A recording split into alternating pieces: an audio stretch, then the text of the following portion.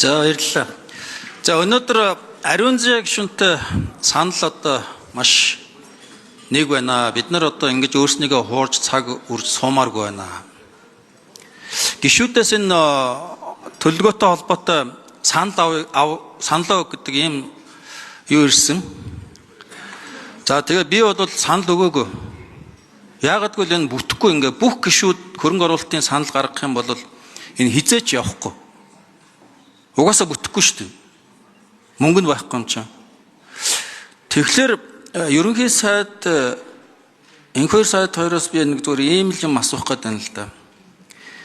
Төлөвлөгөө гэдэг чинь энэ ийм мөрөөдлийн жагсаалт байхаас илүү хаанаасаа илүү бид нар хөрөнгө оруулалтаа хийвэл мөнгө олох вэ гэдгээ эхэлж бодож ингэж явж болохгүй юм уу? Одоо бид нар чинь бүсчилсэн гэж ярьсан. Одоо би зөвөр нөө говийн бүсих учраас жишээ авмаар байна. Говийн бүс бол одоо ингээд боловсруулах үйлдвэрүүд нөгөө түүхийгээр нь гаргахаа аль болохоор болоод боловсруулах үйлдвэрүүд явж эхэлж байна. Тэгэхээр энэ жоохон хөрөнгө оруулалт байвал гадны тусламж бүх юма зөвхөн нэг бүсээ ингээд одоо хангалттай хөгжүүлээд авмаар. Дэд үтс мүтс одоо ус юу гэдэг эрчим хүч бүгдийг ингээд янзалж өгöd. Тэнд үйлдвэрлэл хөгжих мөнгө олох боломжийг бүрдүүлчмээр. Бусад бүсээ төр хойшлуулж байгаа. Тэгээд тэр мөнгө олж байгаа хэсгээс олсон орлогоо ажмаар ингээд бусад бүсүүд рүүгээ явуулах, хөгжүүлэх ийм бодлого хийх гэж бид нар одоо энэ төлөвлөгөө гэж ярьж байгаа байх гэж бодож байгаа. Бид нар ч одоо олон жил ингээд аманчгүй хамарчгүй ингээд энэ тэнд нийт даяар нь ингээд цацаар хагаад за ерөөсөө ингэж явж болохгүй юм байна. Төлөвлөгөөтэй явъя. Тэгэд ингээд юм 4 жилийн 50 он хүртэл хэтргээд баахан төлөвлөгөөнүүд гаргасан шүү дээ. Тийм учраас би одоо засгийн газарт ийм санал хэлэх гээд байна л да. Одоо бид нар энэ 200 санал хураалгаад явах юм бол эн чинь бол төлөвлөгөөч биш болно. Зүгээр ямар ч хэрэггүй мөрөөдлийн жагсаалт.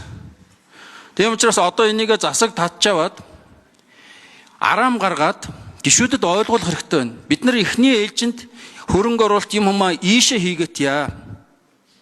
Энэ хэсгийг хөгжүүлээд яа. Эндээсээ бид нар эргээд хөрөнгө оруулалт мөнгө олоод буцаагаад ингээд бүсүүдэд хөгжүүлье гэдэг ийм араам гаргаж өгөөд тэгэд энийгээ гишүүдэд ойлгуулад ард иргэдэд ойлгуулад ингээд цаашаа явмаар байна. Тэгэхгүй бол одоо ингээд яг өмнөх жилүүдийн төлөвлөгөөнүүд шиг ийм л юм бол. Тэгээ одоо бид нар мөнгө байхгүй бол хичнээн эрүүл мэнд боловсрол соёл моёл яриад ямар ч нэмэр байхгүй шүү дээ. Мөнгө байхгүй юм чи. Тэгээ эхлээд хаанаас мөнгө олох гээд байгаа юм бэ? Тэр хэсгийг хөгжүүлээд хэл да. Тэр мөнгө олж байгаа улсуудаа дэмжийл да. Тэгээ урсгал зардал төсвийн чинь 80-90% нь урсгал зардал болчиход байна шүү дээ. Мөнгө олох хэрэгтэй байна шүү дээ.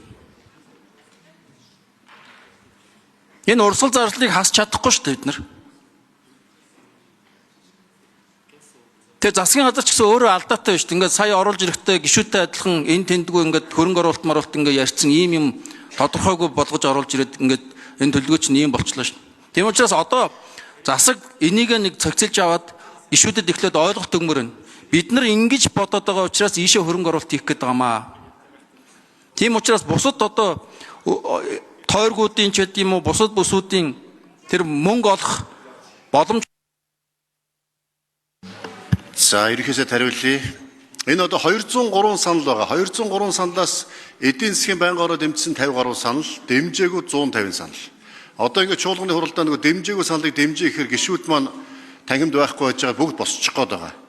Тэгээ дэмжсэн 53 санал нь үнэхээр одоо бас бололцоотой юм уу, бололцоогүй юм уу? Дэмжээгүй 150 саналыг бол сая бас бид нэр тамгын газартаа лавлага гаргуулж явлаа. Ер нь дэмжээгүй тэр 150 саналыг бол гүйцэн боловсруулах чиглэл өгөөд эдийн засгийн байнгын ороо санал хураалахгүй буцаах ийм чиглэл гарч байна. Тэгэхээр 53 санал харин яах ёстой гэдэг дээр бас манай засгийн газрын тодорхой байр суурь хэлэх зүг баха. За ерөнхийдөө хариуцлагаараа тодорхойлчих уу. За ерөнхийдөө хариулъя.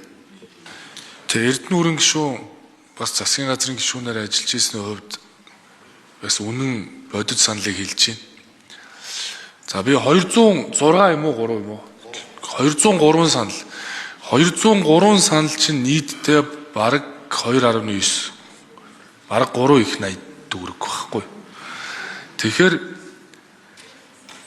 ийм хэмжээний санал одоо гишүүдээс гарсан юм байна. 35 санал нь дангаараа 1.3 их 80 юм байна. Тэгэхээр төсвийн орон зай ийм бага байхад бид одоо ийм хэмжээний одоо төлөвлөгөөнд зорилтуудыг тусгалаа гэд хэрэгж болцоохгүй. Тэгээд дараа жил дахиад улсын хөгжлийн жилийн төлөвлөгөөний биелэлт 20% гэж сууж байна. Тэгээд өнгөрсөн жил яг л энэ л давтагч байгаа юм л та. Өнгөрсөн жил би бас тухайн үед эдийн засгийн хөгжлийн сайд байсан учраас тэгээд жилийн төлөвлөгөөг өөрөө танихаа болцоо. Дараа нь өөрсдөө таниагүй шүү дээ. Тэгээ энэ манай төрийн албан агчдыг наад ажиллаа хийгээч ээ. Гүйцэтгэлийн орд танилцуулаач гэхээр 20 өрөхгүй нүнэ. Гэтэ хэн нэгний буруугаас биш тэр бол юу гэхээр төсөв байхгүй. Тэгээ жилийн төлөвлөгөөнд тэзүү байхгүй, зураг төсөв байхгүй. Ажлууд суучдаг. За ингээд намрын төсвийг барих гэхээр намрын төсөв дээр энэ жилийн төлөвлөгөөнд суусан ажлуудыг тусгах гэхээр тэзүүч байхгүй, зураг төсвч байхгүй. Тэгээ суулгах ямар ч болцоо. Тэгэхээр ийм л нөхцөл байдалтай л байна л да. Тэгээ бид нар одоо бас үнэтэйгээ нүүр тулах ёстой. Тийм учраас бид нар сая засгийн газар дээр энэ жилийн төлөвлөгөөгөө мөрөөдлийн лист биш. Энэ бол бодиттой хэмжигдэхүйц, хүрч болох үе цаг хугацаатай байна гэж зориод энэ жилийн төлөвлөгөө нэлээд хумаа оруулж ирсэн. Тэгс чи одоо жилийн төлөвлөгөө маань танихаа аргагүй болцохоор цаашаа хэрэгжихэд хүнд болно гэдгийг гишүүд маань бас ойлгохыг хүсэж байна. За мөн одоо энэ жилийн төлөвлөгөө бол улсын жилийн төлөвлөгөө.